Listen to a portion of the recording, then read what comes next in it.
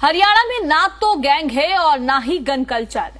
यहाँ सिर्फ एक ही कल्चर है और वो है एग्रीकल्चर। ये कहना है प्रदेश के डीजीपी ओपी सिंह का। जी दिल्ली एनसीआर हरियाणा से खास बातचीत में डीजीपी ओपी सिंह ने कहा कि पुलिस की छवि नरम नहीं होनी चाहिए बल्कि सख्त ही होनी चाहिए, क्योंकि अपराधियों को कड़ी सजा दिलवानी है। उन्होंने गैंगस्टर्स को भी सख्त चेतावनी दी और पुलिस कर्मियों पर बढ़ते काम के दबाव और मानसिक तनाव को लेकर उन्होंने कहा कि वो मानते हैं कि पुलिस का काम ऐसा है जिससे दबाव भी रहता है और मानसिक तनाव भी रहता है, लेकिन जो पुलिसकर्मी इस दबाव को सहन नहीं कर सकता उसे पुलिस में नहीं रहना चाहिए। और अगर ऐसा कोई पुलिसकर्मी है तो मुझे बताएं, हम 3 महीने की सैलरी देकर उसे भेज देंगे, क्योंकि पुलिस के काम में दबाव तो रहेगा। आईपीएस अधिकारी वाई पूरन कुमार और एएसआई संदीप लाठर की आत्महत्या को उन्होंने दुर्भाग्यपूर्ण बताया और कहा कि दोनों मामलों की जांच चल रही है और एक मामले की जांच चंडीगढ़ पुलिस कर रही है और दूसरे मामले की जांच हरियाणा पुलिस की टीम कर रही है। उन्होंने कहा कि पुलिस की सिर्फ एक जाति होती है और वो है खाकी।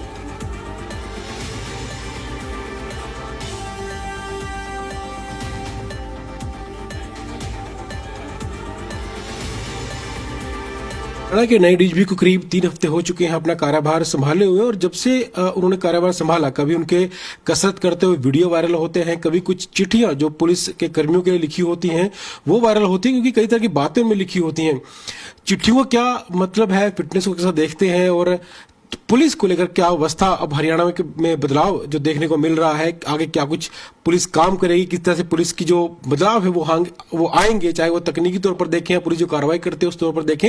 हरियाणा के डीजीपी ओपी सिंह हमारे साथ मौजूद हैं, इनसे बात करते हैं। सर, सबसे पहले स्वागत है आपका जी न्यूज में। Thank you sir. आपने 3 हफ्ते पहले लगभग 4 संभाला था और 4 संभालने के बाद जो पहली बात सबको देखने को मिली, आपकी पहली चिट्ठी आई और उसके बाद में एक के बाद एक कई चिट्ठियां आई। उन चिट्ठियों का क्या मतलब है सर? आपके दिमाग में कहां से आया कि चिट्ठियों के जरिए काम शुरू किया जाए? मेरे पास कोई मास्टर प्लान नहीं था कि हम ऐसे करेंगे, लेकिन थोड़ा सा ऐसा था कि हम संवादहीनता काफी थी हर लेवल पर। तो हमने कहा कि अगर हम कोई लिखित चिट्ठी सरकारी माध्यम से लिखें तो ठीक है, वो नीचे का ऑफिस में पहुंच जाएगा, लेकिन लोगों को क्या पता चलेगा कि हम फोर्स से क्या बात कर रहे हैं। तो हमने एक तरीका अख्तियार किया कि चूंकि पब्लिक सेफ्टी का मुद्दा लोगों के लिए इम्पोर्टेंट है, तो हमारा और हमारी फोर्स के बीच में क्या संवाद चल रहा है तो करके देखते हैं कि लोगों को शेयर करके देखते हैं कि क्या रिस्पांस होता है। तो लोगों को बड़ा पसंद आया। तो उसके बाद जितनी भी हमने चिट्ठियाँ सिंपल हिंदी में 300-400 वर्ड में जो सिपाही के भी समझ में आए तो उस तरह से लिखी। तो एक आप कोडिफाई करते हैं, कोड करते हैं कि जी हमारी प्राथमिकता ये है, हम चीज़ों को इस तरह से चाहते हैं और इस कारण चाहते हैं।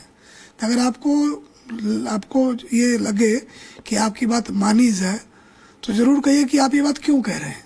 तो उन चिट्ठियों के माध्यम से ये था कि क्या करना और क्यों करना। चिट्ठियों के में खास बात ये थी कि अंत में एक शेर भी लिखा होता था, तो उसका क्या मतलब है सर? देखिए, हिंदी में लिखना पढ़ना ना वैसे ही कम हो गया, जिसको कि हिंदी में कह सकते हैं, इंग्लिश तो बहुत है। तो कोई चीज़ कम्युनिकेट आपको करना हो तो जो सरल भाषा है, और भाषा का एक अपना इम्पोर्टेंस है कि आप फैक्ट्स जो डाल रहे हो तो डाल रहे हैं, किस तरह से कहते हैं कि क्या आप पढ़ने वालों को बांध के रख सकते हैं। जो शुरू करे तो तीसरे लाइन में चौथे लाइन में कब ड्रॉप आउट कर जाएगा, तो वो एक रिस्क रहता है। तो अगर आप सुंदर भाषा हो, काम की बात हो और उसको सम अप करते हैं। अगर कई चिट्ठियों की बात करें, एसएचओ की चिट्ठियां लिखी आपने, जो पुलिसकर्मी उनके नाम पे लिखी, लाठीचार्ज करना पड़े या ना करना पड़े उसको लेकर आपने चिट्ठी में उसका जिक्र किया, तो क्या कुछ बदलाव आपके मन में है कि बदलाव मैंने कर दिए हैं या और पुलिस में करने हैं? कई गुंजाइश हमेशा रहती है सर। बदलाव तो देखो जी, जो पुलिस का काम है तो हम लोग को जो हमारा जो डिलीवरेबल है, जो लोग हमसे अपेक्षा करते हैं, वो सेंस ऑफ सिक्योरिटी है। तो वो बड़ा सब्जेक्टिव है कि अभी तो बड़ा अच्छा था, कोई छोटी बात हो गई तो बड़ा खराब हो गया। तो बड़ा फ्रेजाइल सा चीज़ है जो सेंस ऑफ सिक्योरिटी है। तो हम कहते हैं कि ना क्लैरिटी हो कि हम जो पुलिस जो करती है वो क्या करती है और क्यों करती है, तो इसके बारे में स्पष्टता हो। कि जैसे हमने कहा कि जी ऑफिस में कोई आता है तो आप ये ना समझिए कि आपके पास ऑप्शन है, मतलब जी वो ऑनरेबल सिटीजन है उनके टैक्स मनी से ये सारा सिस्टम बना है, उनके लिए बना है। तो जब भी वो आते हैं तो जो मौलिक शिष्टाचार उसका पालन हो, समय पर कोई उनसे पूछ ले, काम तो नियम के अनुसार होना है जी, तो आपका आचरण अच्छा रहे और आपका जो रिस्पॉन्स है वो ठीक हो, क्योंकि लोग डिस्ट्रेस में होते हैं। बिल्कुल आपने ये बात सही कही है, लेकिन आज भी मन में ऐसा है लोगों के, पुलिस अगर वो पीड़ित भी है तो वो भी डरता है कहेंगे पुलिस थाने जाने में कि मुझे ना ही जाना पड़े तो अच्छा, बाहर निपट जाए तो वो ठीक है। पुलिस देखें जो इंडिया में बनी थी 1861 में, तो अंग्रेजों ने बनाई थी, और अंग्रेजों का जो फिलॉसफी और अपने यहाँ अलग था उनका। उन्होंने पील की पुलिस जो 1829 में बनी थी, कहा जी कि police is citizen in uniform, और उन्होंने अपने यहाँ मार कुटाई की बात नहीं की, कहते हैं जी लोगों के भले के लिए पुलिस है। लेकिन यहाँ उनकी जरूरत अलग थी, तो यहाँ जो पुलिस उन्होंने बनाई तो वो इस तरह की बनाई कि क्राउड कंट्रोल, लोग भीड़ में इकट्ठे हो जाएंगे, उनसे डर रहता था, और लोगों को डरा के रखना, जिससे कि उनका जो है कि थोड़े लोग मिलकर पूरा देश चला रहे थे तो उन पर वो खतरा ना है, तो पुलिस को इस तरह से बनाया था। जब देश आज़ाद हुआ तो आप देखें कि सामाजिक आर्थिक विषमता बहुत थी, तो कहीं ना कहीं उसी तरीके से चलता रहा चीज़, काफ़ी दिन तक चलता रहा। अब तो काफ़ी बदलाव आया है। तो वो पुलिस जो कि लोगों को डराए, वो पुलिस के रिफ्लेक्स में है, लोगों के दिमाग में है ना, ये बदलने की जरूरत कर पा रहे हैं ना, ऐसा मानने की बात कर रहे हैं। तो एक जो क्लियर कम्युनिकेशन की, मैं जैसे बोलता हूँ कि अपनी फोर्स को कि कोई लेडीज आपको मिल जाए तो उसको आप वही रिस्पेक्ट जो आप हमें देते हैं, ये बात उन्हें समझ में आती है। तो क्यों? तो पहली बार इतिहास में निकली है बाहर वो, उनको बड़े आश्वासन की और सपोर्ट की जरूरत है, तो बात तो रिस्पेक्ट से ही शुरू होगी। सर, क्योंकि हरियाणा पुलिस की छवि एक सख्त पुलिस के तौर पर जो है वो पूरे देश भर में है, हरियाणा में नहीं है, पूरे देश भर में है, तो उस छवि को बदलना कहीं ना कहीं एक चुनौती जरूर रहेगी कि सख्त पुलिस की छवि है वो बदले और लोग अपना दोस्त माने पुलिस को। नहीं जी, हमारा ऐसा कुछ भी नहीं है, पुलिस को तो सख्त होना ही चाहिए। हमारे दो रूप होते हैं जी, एक तो आपका हो गया कि फोर्स हम है, तो जो ठग बदमाश हैं उनसे भलाई से पेश आने का क्या मतलब, वो लोगों को तंग कर रहे हैं, लूट खसोट रहे हैं, तो उनके खिलाफ तो सख्ती बदस्तूर जारी रहेगी सर। लेकिन जो बाकी लोग हैं जिनको हमारी ज़रूरत है, तो किसी को आपकी ज़रूरत है आप उसी तरीके से बात करेंगे ना जी। तो हमारी सोच बहुत क्लियर है कि हमारा डबल रोल है, जो क्रिमिनल्स हैं उनके साथ सख्ती से पेश आए और बहुत क्लैरिटी हो कि जी आपको हम ईंट का जवाब पत्थर से देंगे, आप लोगों को तंग नहीं कर सकते हैं। लेकिन जो आम लोग हैं जिनको आपकी दरकार होती है, तो उनको आप अच्छे से बात करें, उनकी बात अनइंटरप्टेड सुने और समझने की कोशिश करें, बहसबाजी ना करें। वो डिस्ट्रेस में अपनी बात कहना चाहते हैं, सुनिए उसकी, और फिर आपको लगे कि इस पर जो बनता है वो कार्रवाई कर दीजिए, नहीं है तो थोड़ी तसल्ली दे दीजिए। लोग बाग दुखी होते हैं तो कुछ भी बोलते हैं, तो आपने उसको जज नहीं करना है, आपको सुननी है आपने। जी बिल्कुल, सख्ताई की बात आपने की, और हरियाणा में गैंगस्टर कल्चर भी बढ़ा है पिछले कुछ सालों में। वो एक वारदात सामने आई, फिरौती मांगने की, हत्याओं की, फायरिंग की कई घटनाएं सामने आई, तो उसको लेकर भी कोई स्पेशल योजना पुलिस तैयार कर रही है ताकि इसको कंट्रोल किया जा सके? गैंग कल्चर तो बिल्कुल ही नहीं है जी। ये गैंग है कौन, माने क्या कहा जाए कि अपने ही लोगों को तंग करना पैसों के लिए, ये कौन सा कल्चर है जी? हरियाणा का कल्चर तो एग्रीकल्चर है, और जो दूध दही का खाना वो कल्चर है, कोई गैंग कल्चर थोड़ी है। ये तो जो वो लोग हैं जिनसे मेहनत नहीं हुई, जिसने अपनी बाप की नहीं सुनी, जिनका ये है कि जी राम राम जपना पराया माल अपना, और कौन सी बहादुरी है, कहीं से 1000-2000 का कट्टा खरीद लाते हैं, गीदड़ की तरह आते हैं, चलाई गोली, भागे, किसी ने कुत्ते की मौत मारे गए। ये कौन सा जीवन शैली है? इसमें कौन सा हम कहेंगे हाँ कोई कल्चर इनका है? ये तो जी विसंगति है। ये तो वो लोग हैं जो रास्ते से डिरेल आदमी हैं। इनसे किसी एक आदमी का भला होता हो तो बता दो जी।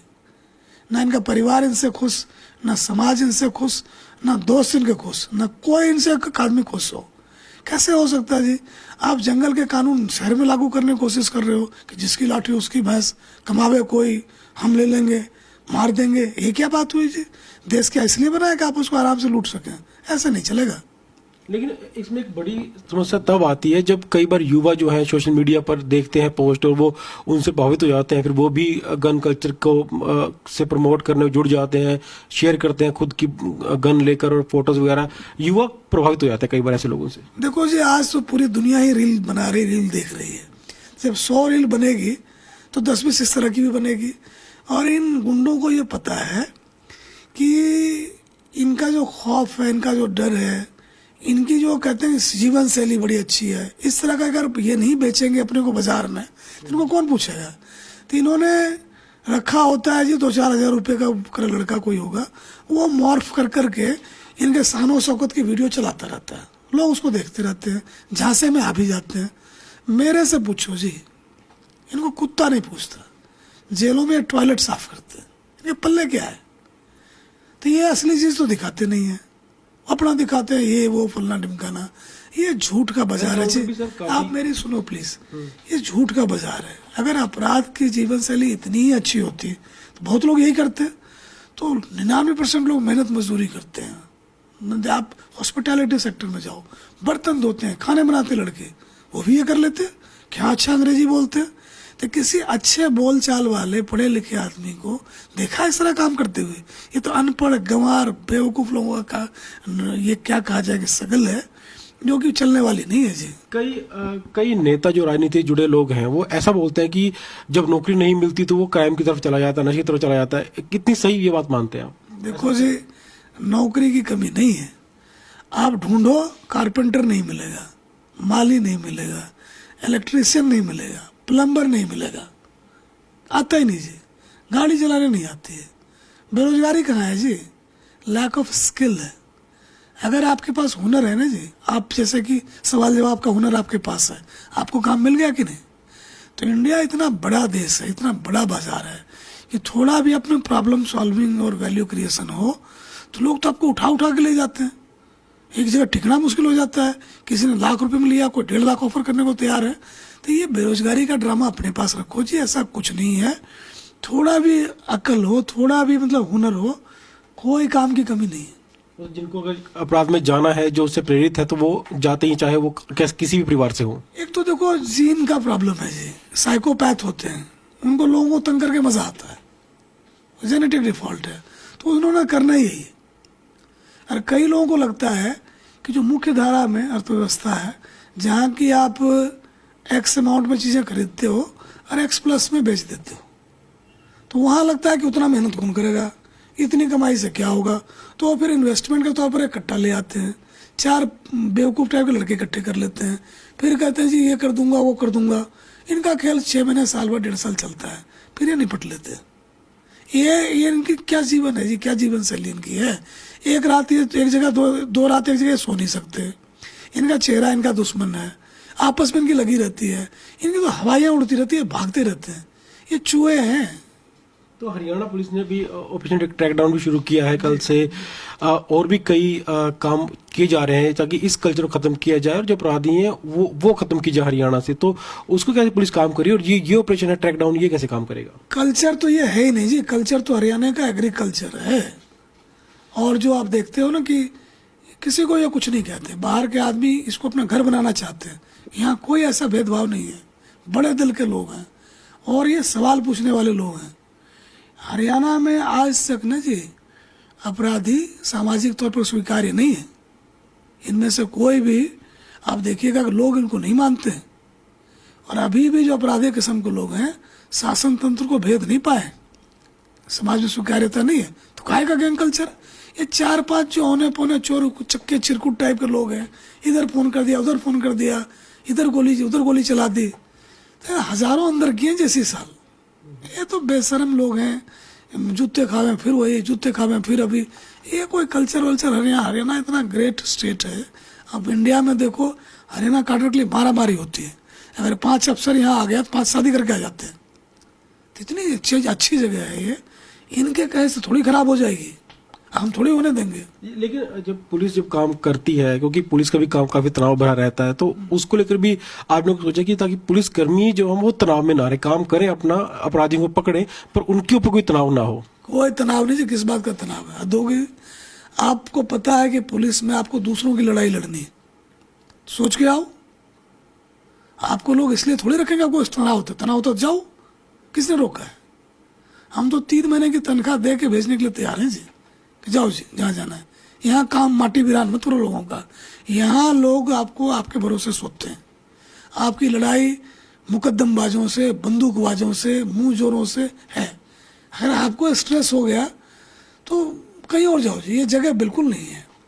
बात स्ट्रेस की नहीं है, बात अपने बारे में बहुत ज़्यादा सोचने की है। अगर हम ही सोचने लग जाए कि ये नहीं है, वो नहीं है, फलना नहीं, ढिमकाना नहीं, हमें हो जाए, हम तो बड़े खुश होते हैं जी कि हमारे करे का असर होता है। हमारे बोलने से लोग राजी होते हैं, हमारे इलाके में उतरने से बदमाश भाग जाते हैं। तो हम ये और करना चाहते हैं, लगे रहते हैं, तो हमें कोई स्ट्रेस नहीं है। जो अपने चक्कर में लगा कि जी हमारा क्या होगा, मतलब भाई ये जगह तुम्हारी नहीं है, तुम बड़े ही हो, तुमने खाम खा मिठाई की दुकान खोल रखी है, तुम निकलो यहाँ से। एक और मुद्दा जुड़ा है पुलिस के साथ, करप्शन का। कई लोग आरोप लगाते हैं कि पुलिस जब सड़कों पे खड़े होते हैं पुलिस के लोग, तो वो पैसे मांगते हैं, चालान काटते हैं, ऐसे कुछ रिश्वत मांग जब थाने में जाते हैं, तो वो आपके संज्ञान में भी ये बातें आती होंगी। तो उसको लेकर आपको क्या लगता है कि इतना बड़ा मुद्दा है पुलिस में करप्शन का, जिसको रोकना चाहिए? कुछ रोकने के लिए भी कुछ कदम आपने कुछ दिशा निर्देश दिए हैं पुलिस को? देखो जी, विजिलेंस ब्यूरो पुलिस की है, सारे वही हैं, मैक्सिमम पुलिस को अंदर देती है। आंकड़े देखो तो करप्शन के बारे में बिल्कुल ही कंसेंसस है डिपार्टमेंट में कि ये नहीं होना जी, और जो करते हैं भरते हैं। तो हमें नहीं लगता कि डिपार्टमेंट में करप्शन का बोलवाला है। जो करते हैं यही पुलिस वाले उसको उठा के अंदर दे देते हैं।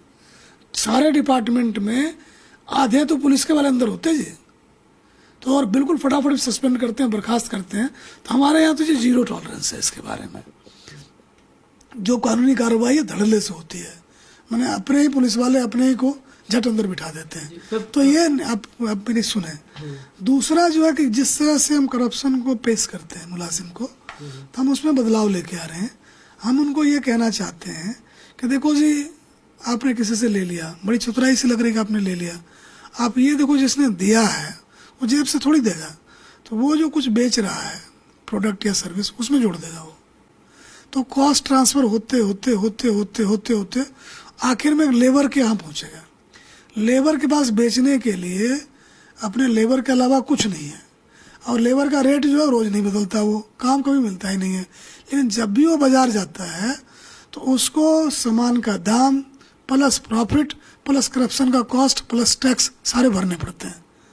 तो इनको ये हम लोग बताते रहते हैं कि देखो जी, लोभ मत करो, लालच मत करो, क्योंकि ये जो तुम ले रहे हो ना, तो इसका सारा का सारा खर्चा गरीब से गरीब उठा रहा है।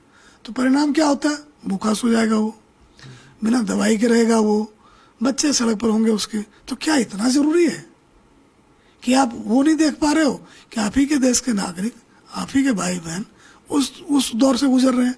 आज आपका जुगाड़ फिट है तो आप कर लो, जिनका नहीं है, कल को आपके रिश्तेदार में किसी का नहीं है, तो क्या उसको मतलब जीने नहीं दोगे तुम? तो इस तरह से उनको दिखा रहे हैं कि इनके करे का कितना दूरगामी परिणाम होता है और कितना भयानक होता है।